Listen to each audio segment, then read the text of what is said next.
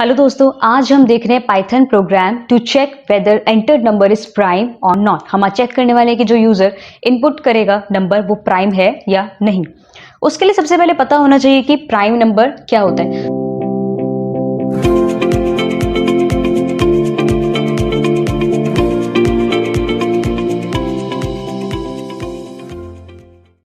तो prime number की अगर मैं बात करूं तो प्राइम नंबर आपके बेसिकली होते हैं वो नंबर जो या तो सिर्फ 1 के टेबल में आते हैं या फिर खुद अपने टेबल में आते हैं बस।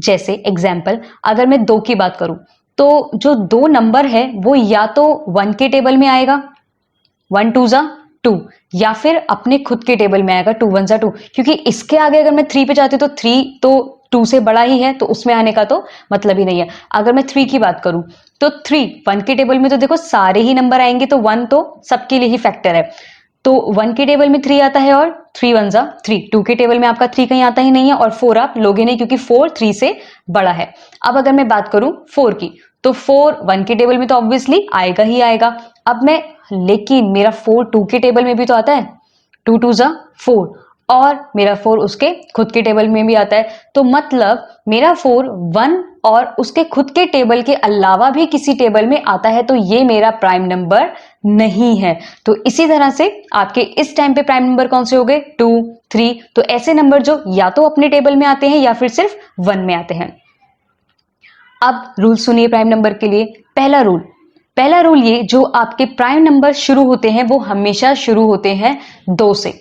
2 से नीचे के जितने भी नंबर हैं वो आपके प्राइम नंबर नहीं होते हैं। एग्जाम्पल सबसे पहली चीज 1 आपका प्राइम नंबर बिल्कुल नहीं होता है। उसके बाद जितने भी माइनस में आते हैं नंबर, -1 ले लूं या -2 ले लूं, मैं -6 ले लिया, मैंने 0 ले लिया, तो ये आपके प्राइम नंबर्स नहीं है। आपके प्राइम नंबर्स हमेशा शुरू होंगे 2 से।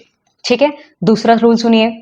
जब भी आप प्राइम नंबर के लिए चेक कर रहे होंगे, जैसे मान लो मुझे चेक करना है कि 5 एक प्राइम नंबर है या नहीं, तो मैं कहां से कहां तक की टेबल में चेक करूंगी कि 5 आता है या नहीं।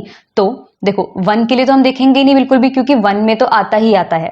ठीक है, तो हम शुरुआत कहां से करेंगे हमेशा प्राइम नंबर को देखने की 2 से, कि भाई 5 2 के टेबल में आता है या नहीं।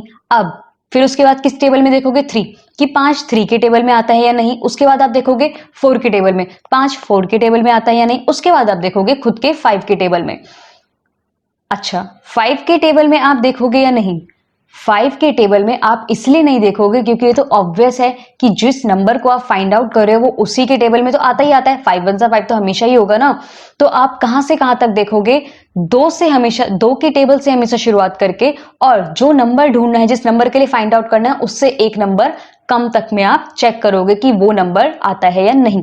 अगर आता है तो वो प्राइम नंबर नहीं है, और अगर नहीं आता है तो वो प्राइम नंबर है। मतलब अगर वो उसके टेबल में आता है तो वो प्राइम नंबर नहीं है, क्योंकि वो ऑलरेडी किसी और टेबल में आ रहा है ना, 1 और 5 के अलावा।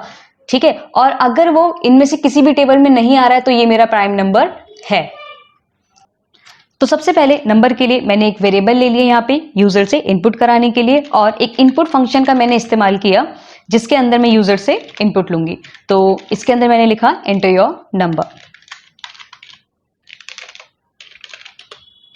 ठीक, इसके बाद अब क्योंकि इनपुट फंक्शन हमेशा आपको रिटर्न करेगा एज अ स्ट्रिंग, और मैं स्ट्रिंग में तो अरिथमेटिक ऑपरेशंस परफॉर्म नहीं कर सकती, तो मुझे इस डिजिट को, इस नंबर को कन्वर्ट करना पड़ेगा इंटीजर टाइप में यूजिंग इंट फंक्शन। हम यूजर से इनपुट ले चुके हैं। अब इसके बाद मुझे सबसे पहले कंडीशन चेक करनी होगी। तो सबसे पहला रूल मेरा क्या था? सबसे पहला मेरा रूल था कि जो मेरे प्राइम नंबर है वो हमेशा शुरू होंगे 2 से। 2 के पहले जितने भी नंबर आते हैं उनमें से कोई भी प्राइम नंबर नहीं होगा। तो सबसे पहले मैंने यह कंडीशन लगाई, अगर जो यूजर नंबर एंटर कर रहा है वो 2 से छोटा है तो प्रिंट कर दो। क्या प्रिंट कर दो? कि वो प्राइम नंबर नहीं है, क्योंकि ये तो सीधी सीधी कंडीशन है ना कि वो प्राइम नंबर है ही नहीं। चलिए, अब हमने यहां तक तो कर लिया। अब हमें चेक करना है प्राइम नंबर के लिए कि उस बीच के टेबल में अगर वो आ रहा है तो वो प्राइम नंबर नहीं है।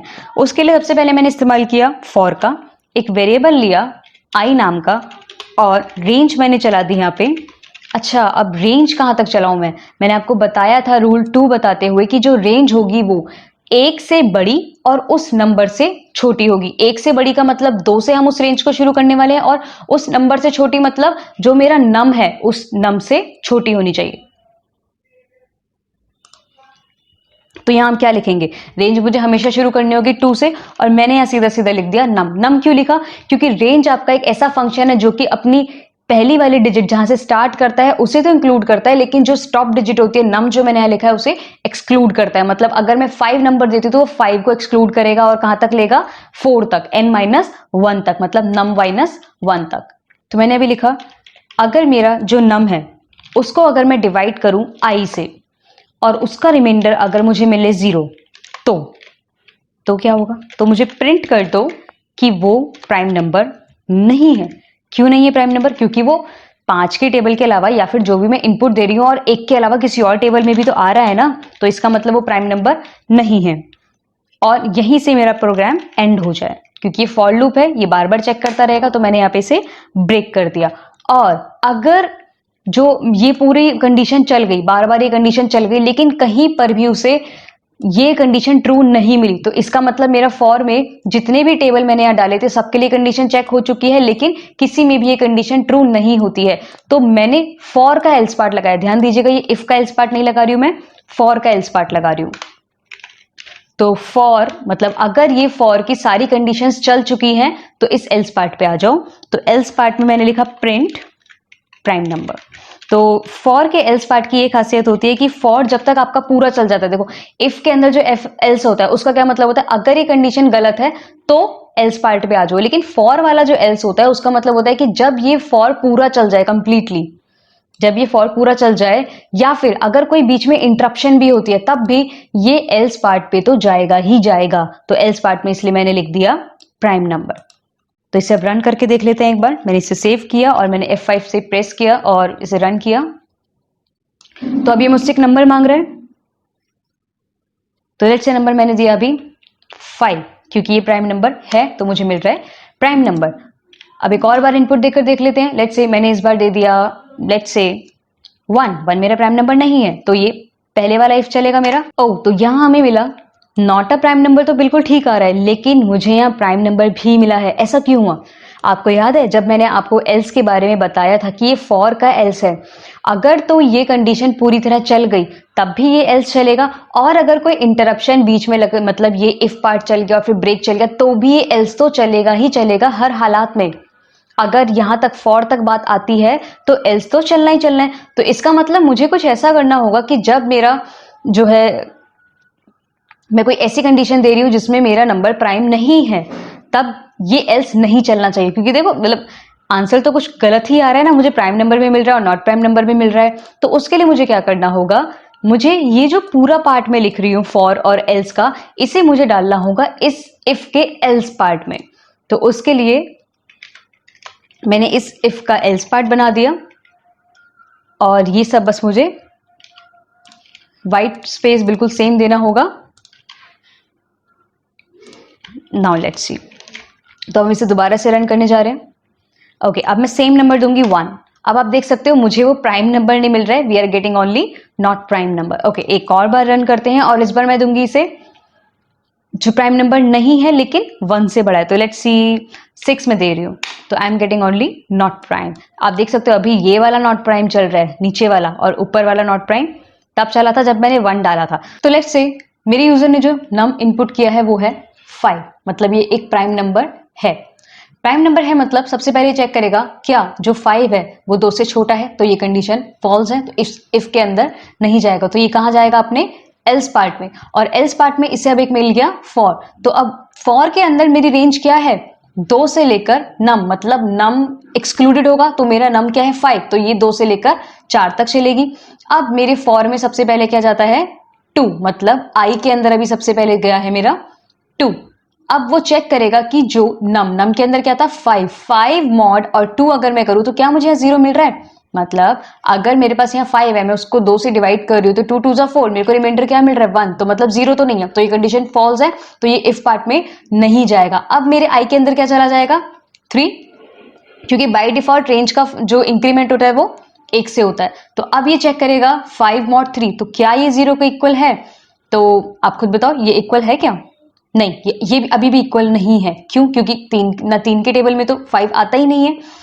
अभी मेरे आई के अंदर चला जाएगा 4 और ये चेक करेगा 5 mod 4 इक्वल टू 0, क्या 4 के टेबल में 5 आता है? नहीं आता। तो ये कंडीशन भी यहाँ फॉल्स है, मतलब इफ की तो एक भी कंडीशन नहीं चली और आई के अंदर 5 जाएगा ही नहीं क्योंकि नम एक्सक्लूडेड होगा और मेरे नम में 5 है। तो ये साबित करता है कि अब ये कहाँ जाएगा? अभी एल्स पार्ट में जाएगा, फॉर के एल्स पार्ट में जाएगा और ये प्रिंट कर देगा प्राइम नंबर। ठीक है, अब एक सिनेरियो लेते हैं जिसमें मैं दे रही हूं जो कि प्राइम नंबर नहीं है। तो लेट्स से अभी मैंने नम में दे दिया 4। अब 4 देखते हैं, तो क्या 4 2 से छोटा है? नहीं, ये कंडीशन तो फॉल्स हो गई है। तो अब ये जाएगा इफ के एल्स पार्ट में और इफ के एल्स पार्ट में से अब क्या मिल गया? फॉर। तो अब आई की वैल्यू सबसे पहले क्या होगी? 2 ही होगी क्योंकि इनिशियलाइज तो हमेशा 2 से ही होगी। और कहां तक जाएगी? नम में क्या है? 4। तो आई की वैल्यू 2 के बाद बस 3 तक ही जाने वाली है। अब इसने चेक किया इफ की कंडीशन में नम क्या था मेरा? 4 mod 2 क्या 0 के बराबर है? अगर आप डिवाइड करो 4 को 2 से तो 2 2 जा 4, तो आपको यहाँ क्या मिल रहा है? 0। तो रिमाइंडर आपका 0 है, मतलब ये कंडीशन ट्रू हो गई है। तो अब ये क्या प्रिंट कर देगा आपको स्क्रीन पे? Not prime. एग्जैक्टली। और उसके बाद आप यहाँ देख सकते हो break keyword. Break keyword basically क्या करता है? आपकी जो भी इटरेशन चल रही होती है, जिस भी आप लूप के अंदर होते हो, आपको वो लूप से बाहर ले आएगा। तो उसके बाद ये प्रिंट करने के बाद ये आपको इस लूप से बाहर ले आएगा। तो होपफुली आपको ये प्रोग्राम पसंद आया होगा, समझ भी आया होगा। तो अब अगर कोई डाउट है इस प्रोग्राम से रिलेटेड या कोई और प्रोग्राम की भी अगर आप चाहते हो कि मैं वीडियो बनाऊं, तो आप मुझे कमेंट के जरिए बता सकते हो, नहीं तो आप मुझे मेल कर सकते हो। मेरी मेल आईडी आपको डिस्क्रिप्शन में मिल जाएगी। और अगर आप ऑनलाइन क्लासेस लेना चाहते हो तो आपको नंबर मेरा डिस्क्रिप्शन में ही मिल जाएगा, आप वहाँ के थ्रू मुझसे व्हाट्सअप कर सकते हो। तो प्लीज़ इस चैनल को सब्सक्राइब कीजिए, मेरी वीडियो को शेयर कीजिए, लाइक भी कीजिए। तो आज के लिए इतना ही दोस्तों, थैंक यू।